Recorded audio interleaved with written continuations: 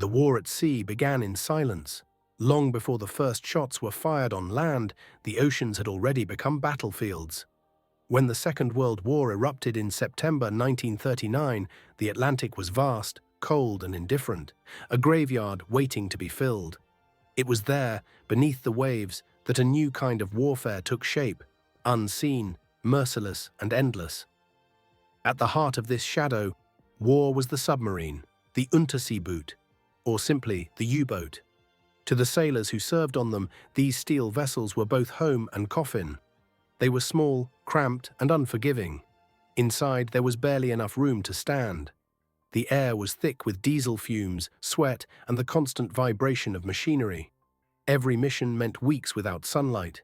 Every dive a descent into darkness where one mistake could mean death for all. Germany had entered the war with fewer than 60 operational U-boats. But under the vision of Admiral Karl Dönitz, a former submarine commander from the previous war, the U-boat fleet became the weapon of choice against Britain's lifeline, its shipping lanes. Britain was an island nation that lived and breathed by the sea. Every ton of food, fuel and ammunition had to cross the Atlantic, and Dönitz knew that cutting that line could strangle the enemy without ever setting foot on its shores. The first months of the war were deceptively quiet.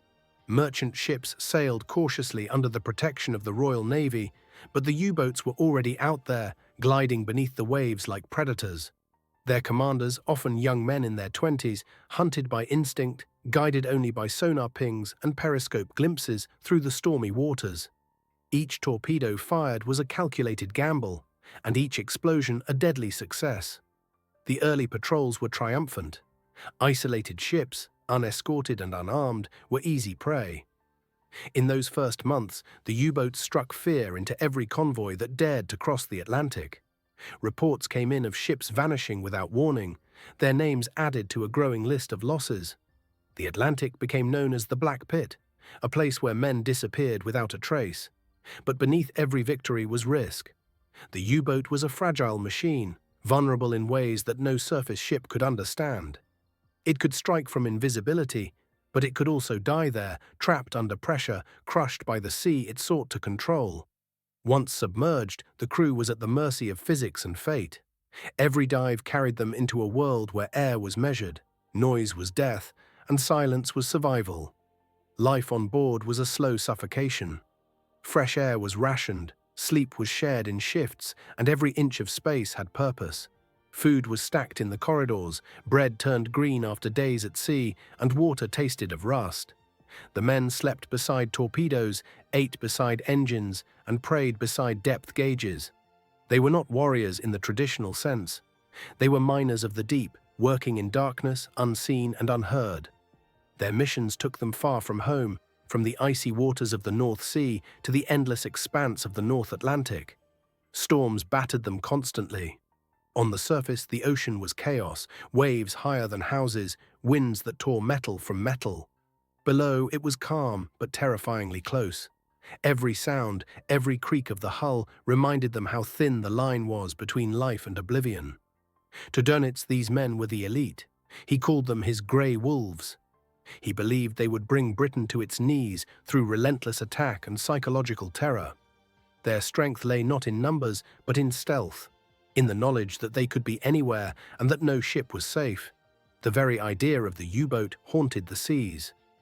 By early 1940, the first real campaign of the Atlantic War had begun. Convoys of merchant ships tried to cross from America and Canada to Britain, escorted by destroyers and corvettes. But the U-boats lurked along their paths, waiting for the right moment to strike. The first torpedoed ships burned for hours, lighting the waves with flames that could be seen for miles. Survivors clung to wreckage in freezing water, calling out for help that would never come. News of these sinkings spread quickly. To the British, they were tragedies. To the Germans, they were proof of strategy. Each success was celebrated with precision, the number of tons sunk, the name of the ship, the coordinates of its final position. The war had become arithmetic, a deadly equation of steel, oil, and men. But every victory had a cost. Many U-boats never returned.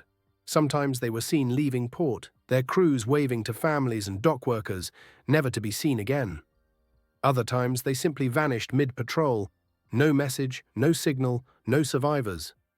The ocean kept its secrets. When contact was lost, the name of the submarine was crossed out quietly in the records. To Dönitz and his command, these were the missing boats. To history, they became the ghosts of the Atlantic. As the months passed, the U-boat fleet grew bolder. They began to strike closer to the British Isles, sometimes within sight of the coast. Fishermen saw periscopes among the waves, coastal towns heard explosions at night. The sea itself seemed haunted. Every merchant captain knew that somewhere beneath the surface, unseen eyes were watching. And yet, for the men who lived and died inside those steel tubes, there was no glory, only endurance. They wrote letters home they would never send. They listened to the sound of depth charges falling from above, counting the seconds until impact. They sat in darkness as lights flickered and oxygen ran thin. Some prayed, others stared at the rust patterns on the walls and thought of sunlight. By the end of 1940, the U-boats had sunk more than 1,000 Allied ships. Britain stood on the edge of starvation. The Atlantic convoys were its only lifeline, and that lifeline was bleeding. Dönitz called it the tonnage war. For every ship sunk, another had to be built. For every crew lost, another had to sail. It was a war of endurance, and the U-boats were winning. But beneath the numbers and headlines, something darker was happening. Each success demanded longer patrols, riskier missions, deeper dives. The ocean was swallowing more submarines each month. Dozens of U-boats vanished, not in combat, not under attack, but in silence. Their last transmissions ended mid-sentence. Their coordinates stopped updating. They simply disappeared into the black depths, never to return. The sea had begun to take its revenge. In the shipyards along the North Sea, new submarines were built as fast as possible. Every launch was followed by celebration, a brass band, a speech, a blessing. But behind every cheer was a shadow, the knowledge that most of these vessels would not come home. The U-boat men knew it too, but they went anyway. It was duty, it was belief, it was inevitability. By 1941, the Atlantic was a graveyard, a vast invisible cemetery stretching from Norway to Newfoundland. Steel coffins rested on the seabed, their hulls slowly rusting in the cold, silent dark. No one knew their names, but their stories were still being written. In sonar echoes, in drifting debris, in the dreams of those who waited for them to return. The ocean, patient and endless, had claimed its first ghosts. By the spring of 1941, the Atlantic had become a living organism, vast, breathing and deadly. Every day, hundreds of merchant ships crossed it, carrying oil, ammunition and food from the New World to the Old. And below them, in the cold silence of the depths, the U-boats hunted like a pack of wolves beneath a dark forest of water. Admiral Dönitz had perfected a new strategy, Rudeltaktik, the wolfpack tactic. No longer would submarines attack alone.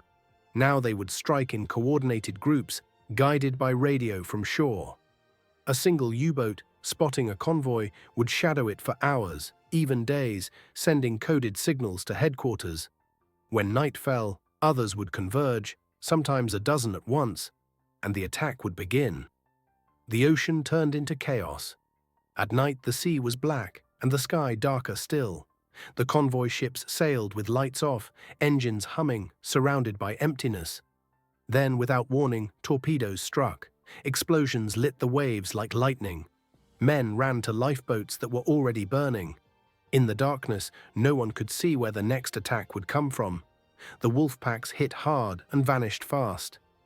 Before dawn, the U-boats would dive deep, leaving only oil slicks and debris behind. Their victims drifted for days, if they survived at all. To the Allied sailors, it felt like the ocean itself was hunting them.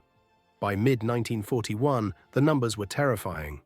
In a single month, over 400,000 tons of shipping were lost. Convoys coded SC-7 and HX-79 were almost annihilated. The survivors described the same nightmare: red skies, black water, the smell of burning oil.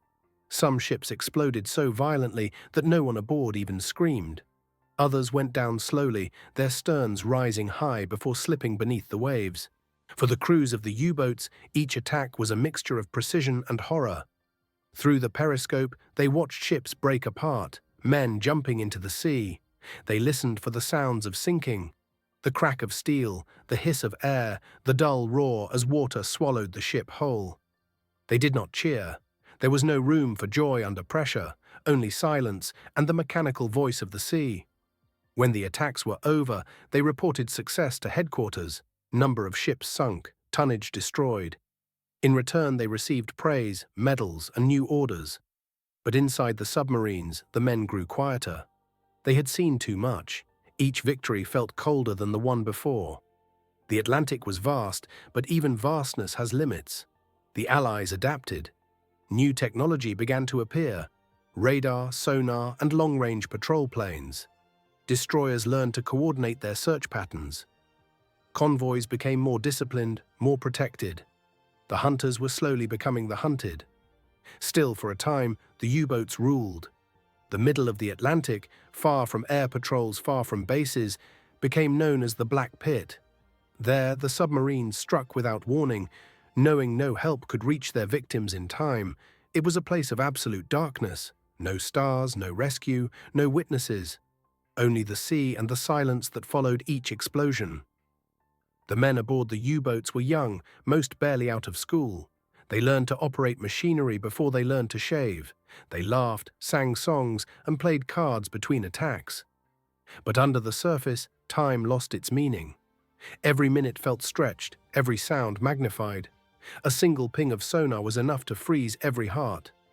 One mistake could crush the hull like an eggshell. Depth charges became their greatest fear. The sound came first, the whine of the destroyer's propellers overhead, then the hollow splash of metal drums falling through water. Seconds of silence, then an explosion so powerful it felt like the ocean itself was tearing apart. The lights flickered, the walls groaned, the air filled with smoke and dust. Bolts snapped, pipes burst. Sometimes the U-boat survived. Sometimes it didn't. Many of those who perished were never found. Their submarines became tombs, resting on the seabed in perfect silence, thousands of feet below. Inside, everything remained frozen in time, mugs still on tables, maps still on walls, the final breath still trapped in the air. The sea preserved them, like memories too painful to forget. Yet Dönitz pressed on. He believed that victory in the Atlantic was still within reach. More U-boats were built, more men trained, more wolfpacks sent into the dark. The docks of Kiel and Hamburg worked day and night, launching new submarines every week.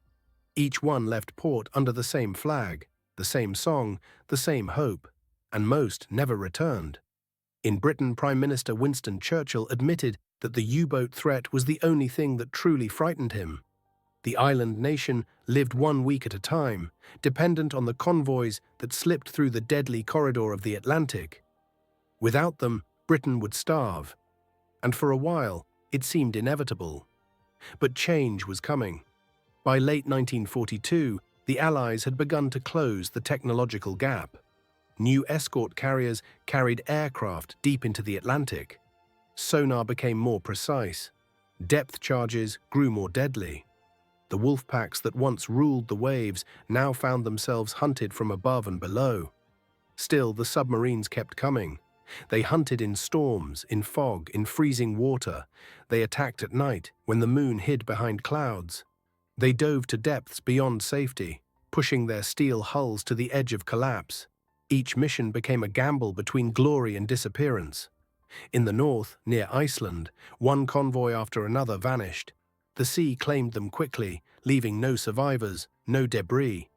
In Germany, families received telegrams with the same message: no further contact. Presumed lost to the Navy, it was another statistic. To the ocean, another ghost. The morale among the U-boat crews began to change. The songs grew quieter. The laughter turned into whispers. Men began to sense that the tide was turning, that the Atlantic, which had once seemed theirs, was now closing around them like a fist. When they surfaced at night, they could see strange lights on the horizon. Aircraft flares, radar beams, shadows moving through the mist. The hunters were no longer invisible, and for the first time they began to understand that the sea was no longer theirs to command. In 1943, the turning point arrived. Dozens of U-boats were destroyed in a single month. Entire wolfpacks disappeared. The radio signals that once guided them fell silent. The Atlantic, once full of their echoes, became quiet again, not with peace, but with death. For those who remained at sea, survival became the only mission. They no longer hunted convoys, they fled them. Every sonar ping felt like a heartbeat counting down. Every dive felt deeper than the last. And still they went out again, because duty was all they had left. Duty, and the hope that the ocean might spare them one more time. The wolfpacks had become ghosts. The hunters had become the haunted. The war beneath the sea had entered its darkest chapter, and the Atlantic, wide and cold and patient, waited for them all. By early 1943, the Atlantic had changed. The grey wolves that once ruled its waves now moved through it like hunted shadows. The war that had begun in silence was now deafening, filled with the echo of sonar pings, the thunder of depth charges, and the whine of aircraft engines above stormy seas. The U-boats were no longer unseen. Their power, once built on invisibility, was fading with every new invention, every new tactic, every new convoy that fought back. The hunters of yesterday were becoming relics of a dying strategy. The ocean that had once protected them had turned against them. The first blow came from the sky. Long-range aircraft, once too few to cover the vastness of the Atlantic, now patrolled in constant rotation. Liberators, Sunderlands and Catalinas, great wings of metal scanning the waves with radar eyes. Wherever a U-boat surfaced, death followed from above. Spotlights pierced the night, and the deep roar of engines echoed across the endless water. Bombs fell with precision unimaginable just a year earlier. For the U-boats, surfacing had always been survival, a chance to breathe, to recharge batteries, to see the world again. Now it was suicide. Many never made it back underwater. The sea swallowed them whole before they even had time to dive. Then came the second blow, HF/DF, high-frequency direction finding. It was a simple idea, but devastating in effect. Every radio transmission from a U-boat, once their strength in wolfpack coordination, now became a beacon for their destruction. Allied ships triangulated their positions within minutes. Convoys could now evade the traps that once doomed them, and destroyers could hunt the hunters. Even the ocean itself began to betray the submarines. Sonar, the ping that once inspired fear among surface crews, had evolved into a precise weapon. A single pulse could now reveal the shape, the depth, and even the movement of a submarine beneath hundreds of feet of water.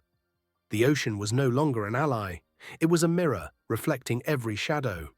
Inside the U-boats, the tension became unbearable. Every dive was deeper, every hour longer, every sound magnified by fear. The men learned to live with silence, the kind that pressed against the skull until it hurt. They whispered instead of speaking. They moved slowly, avoiding even the creak of boots on metal. They measured their lives in depth and distance, in oxygen and luck. Many began to write letters home, knowing they would never be delivered. They wrote of calm seas, of laughter, of pride, lies meant to comfort those who would one day receive only a notice of disappearance. The letters were left in lockers, sealed in envelopes, carried aboard submarines that never surfaced again. For the Allies, the shift was dramatic. By May 1943, later called Black May by German sailors, 41 U-boats were destroyed in a single month. It was the highest loss ever recorded. Entire crews vanished in seconds. The survivors who returned to port were silent, hollow-eyed, unable to explain what they had seen. Admiral Dönitz faced the truth he had long denied. The tide had turned. The Atlantic, once his hunting ground, had become a graveyard for his fleet. He ordered withdrawals, regrouping, redesigns, new models, deeper dives, faster speeds. But time was against him. Technology had overtaken bravery. Steel and courage could not compete with science and coordination. The men still went out. They followed orders, saluted their captains, and sailed into darkness. They were young, most under 25, and they believed in survival, not victory. They had seen too many faces vanish, too many names scratched off the wall of their training base. In the barracks of Kiel, Hamburg, and Lorient, empty bunks multiplied faster than replacements could fill them. The U-boats that did return came home like ghosts. Their paint was scraped, their hulls cracked, their crews pale and silent. The cheers that once greeted them had stopped. Even the bands no longer played.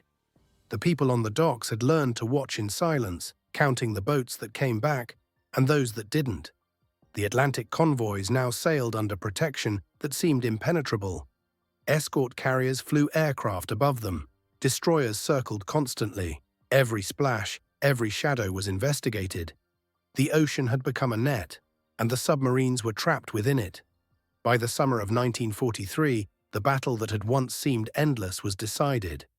The Allies could cross the Atlantic freely again. The lifeline to Britain, once frayed and bloodied, was secure. The tonnage war that Dönitz had built his empire upon was lost. But the submarines did not stop. New U-boats, faster, quieter, deadlier, were launched in secret. They were the Type 21 and 23, advanced designs meant to turn the tide once more. They could stay submerged longer, run on batteries that made them nearly silent, and dive deeper than before. But they came too late. The war was already nearing its end. The harbors that built them were under attack, and the seas that awaited them were filled with wrecks. Still, the crews went out. They sailed not for victory, but for legacy, to prove that the spirit of the U-boat arm still lived. They called it duty. The ocean called it sacrifice. In the final months of 1944, the Atlantic was quiet again, not with peace, but with exhaustion. The once endless convoys continued without fear. The periscopes that had haunted them for years no longer appeared. The hunters were gone. The silence had returned, but it was not the same silence that began the war. It was heavier, filled with ghosts. In Germany, the docks grew empty. The great submarine pens, carved from concrete and steel, stood half-finished, filled with echoes instead of engines. Pigeons nested where sailors once marched. The salt air carried the scent of rust and memory. By the beginning of 1945, more than 700 U-boats had been lost. Tens of thousands of men had vanished beneath the sea, most without graves, most without names. They rested in darkness, their ships sealed by pressure and time. The Atlantic had taken back what it was owed. Those who survived carried the silence with them. They did not speak of the screams or the cold or the endless night. They spoke of comradeship, of courage, of the sound of the ocean before the attack. But in their eyes was the reflection of depth, the kind of depth that no one who stayed on land could understand. When the war ended, the U-boat bases were abandoned. Some of the submarines surrendered, surfacing one last time under white flags. Others fled to sea, refusing to give up, vanishing into the Atlantic. They became legends, stories whispered among sailors of ghost submarines that still roamed beneath the waves, silent and eternal. The tide had turned, and the war beneath the sea was over. But the ocean, patient and eternal, remembered. Beneath its endless surface, hundreds of steel coffins rested, silent, intact, untouched. Inside them, the last moments of an era were preserved forever. The hunters were gone. The war was over, but the ghosts remained.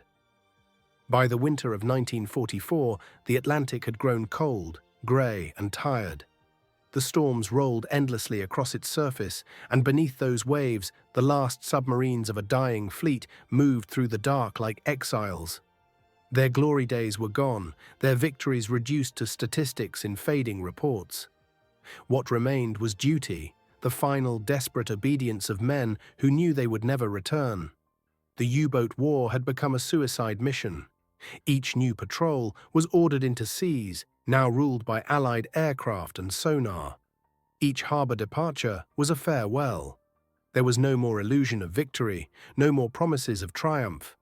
Only the silence of departure and the hollow echo of the siren as the steel doors closed behind them. Those who went to sea in 1945 knew their fate. The sailors joked as they boarded, hiding fear behind laughter. Some carried lucky charms, a photograph, a coin, a piece of wood from home. They knew luck was all they had left. The new U-boats, the advanced Type 21 and 23, represented the last hope of a crumbling navy.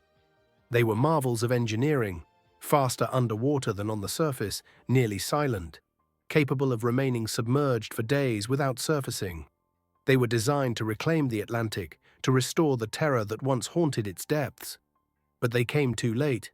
By the time they left their bases, the enemy already waited above them, patient and prepared.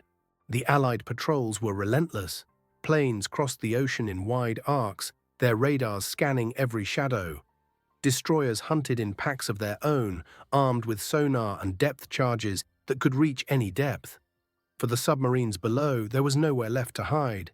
Many U-boats disappeared within days of leaving port. Some were found months later, their wrecks lying perfectly upright on the seafloor, their hatches sealed, their crews still at their stations. Others simply vanished. No distress calls, no debris, no oil slicks, nothing. Their last transmissions were routine. All systems normal, proceeding to patrol sector. Then silence. The ocean swallowed them whole. For those who survived longer, the end was drawn out and merciless. The air grew thick and stale. The pressure increased with every dive. Each depth charge shook the walls like a hammer against a coffin. The lights flickered, and the men waited, counting the seconds between explosions, praying the next would not find them. Inside, the noise was unbearable, metal groaning, valves hissing, hearts beating in panic. The temperature dropped until breath became fog. Sleep was impossible. Hunger gnawed, thirst burned, and fear settled into the bones. They could feel the sea pressing against the hull, an invisible weight that seemed to whisper, "You do not belong here." Some submarines never reached their patrol zones. They were caught in minefields, struck by torpedoes, or destroyed by mechanical failure. Others made contact with enemy convoys and fought until they were surrounded, forced down by depth charges until their hulls imploded under pressure. In those final seconds, there was no explosion, only a low, crushing moan as the steel folded inward and the ocean filled the void. The records from those days are incomplete, fragments of messages intercepted and broken by static. Coordinates without endings, voices cut short, every missing U-boat left behind a mystery, a name, a number, and a question that would never be answered. Among these was U-864, a submarine on a secret mission to the Far East. It carried advanced technology and scientists meant to aid Japan. In February 1945, while sailing near Norway, it was detected by the British submarine HMS Ventura. The two hunted each other silently, submerged in a deadly duel beneath the waves. When Ventura fired, 4 torpedoes struck their mark. U-864 sank instantly, taking 73 men to the bottom. It was the first and only underwater battle between submarines in history, a fitting symbol for the end of a war fought in shadows. Elsewhere, the tragedy repeated endlessly. U-1206, operating off the Scottish coast, was forced to surface after a malfunction, a simple toilet valve failure that flooded the submarine with seawater. When it surfaced, Allied planes were waiting. The crew abandoned ship, most froze before rescue could arrive. A war that began with strategy and innovation was ending in absurdity and desperation. The last weeks of the war blurred into one long farewell. Messages from Donitz's headquarters were shorter, colder, resigned. New orders arrived daily, patrol here, attack there, but everyone knew it no longer mattered. The Reich was collapsing, the ports were bombed, fuel was scarce, the sea was no longer a weapon. It was a grave. In May 1945, as the world above surrendered, many submarines were still at sea. Isolated, cut off, unaware that the war was over. They continued their patrols for days, even weeks, obeying orders from a government that no longer existed. Some surfaced only to see enemy ships waving white flags. Others never surfaced again.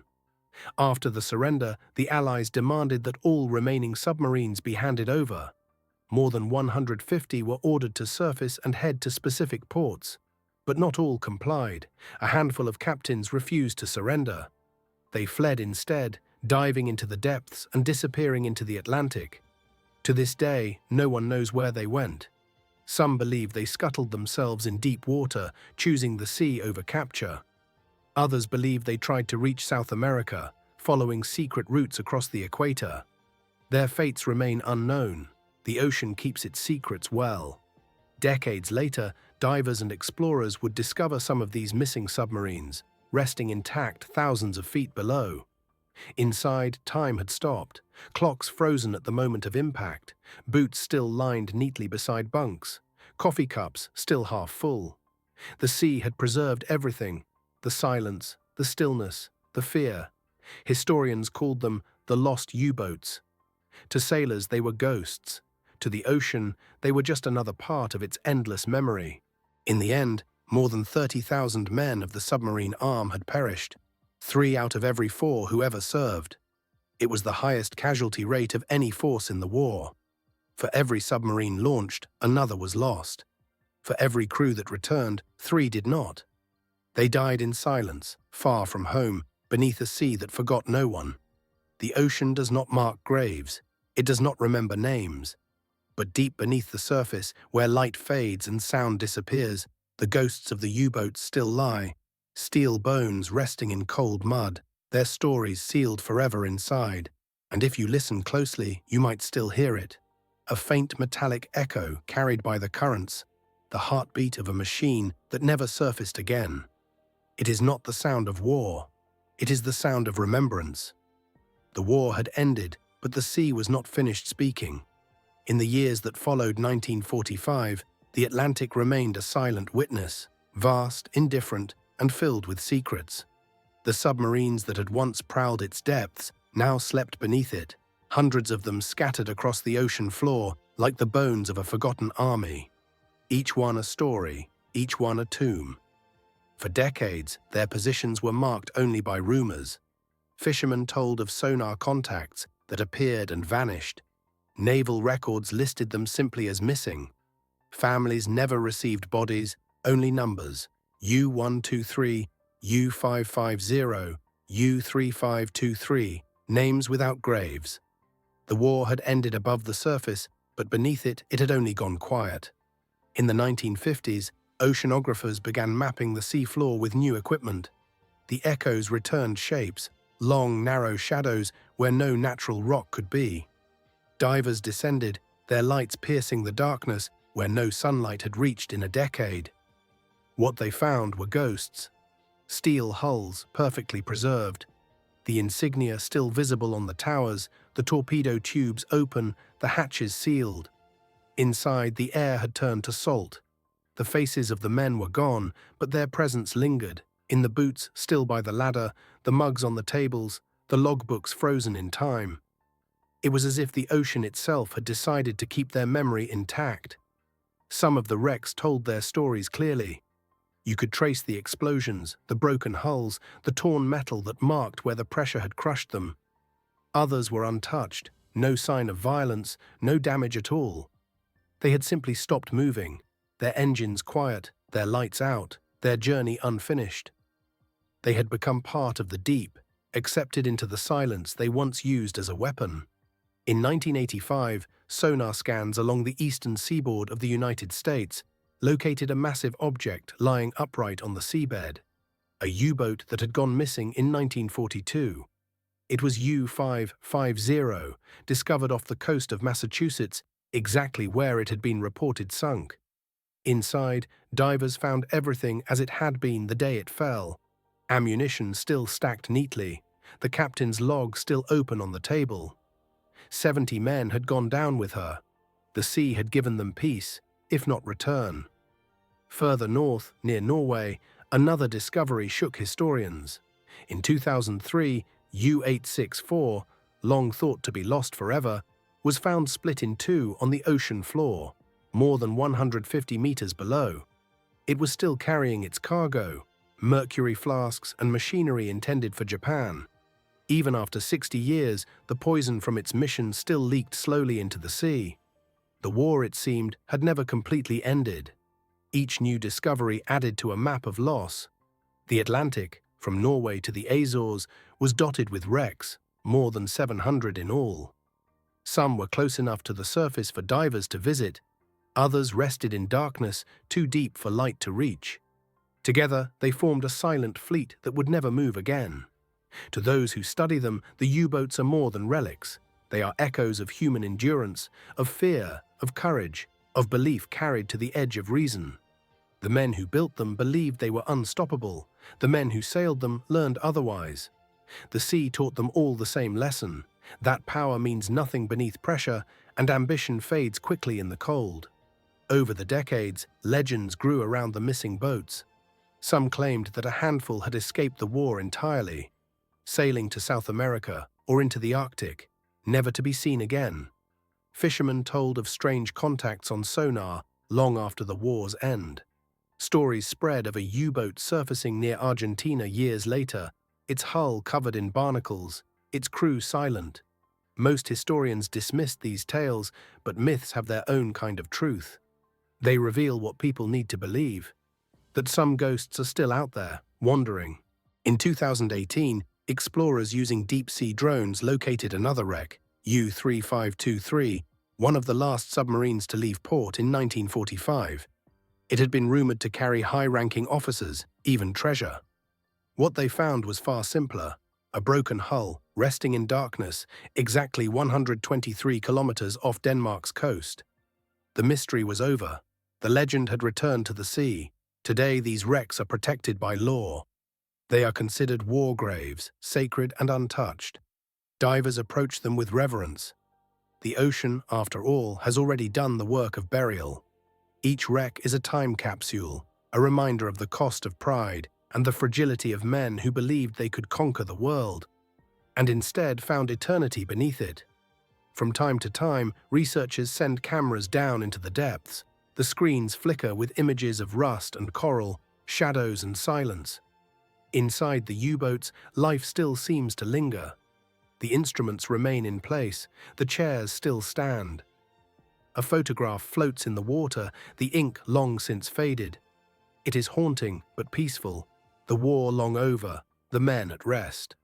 The ocean does not mourn, it remembers. It keeps everything that falls into it. The submarines, the ships, the planes, the men, all of them become part of its endless story. And every now and then, when the current shifts, a piece of history rises to the surface. A relic, a fragment, a whisper from below. Standing on the cliffs above the Atlantic, the wind still carries a faint echo. The waves crash endlessly against the rocks, repeating the same rhythm they did in 1945. Beneath them, the ghosts sleep. They do not rise, they do not speak. But they are there, as real as the cold, as silent as the deep. History remembers wars by their victors. The ocean remembers by their dead.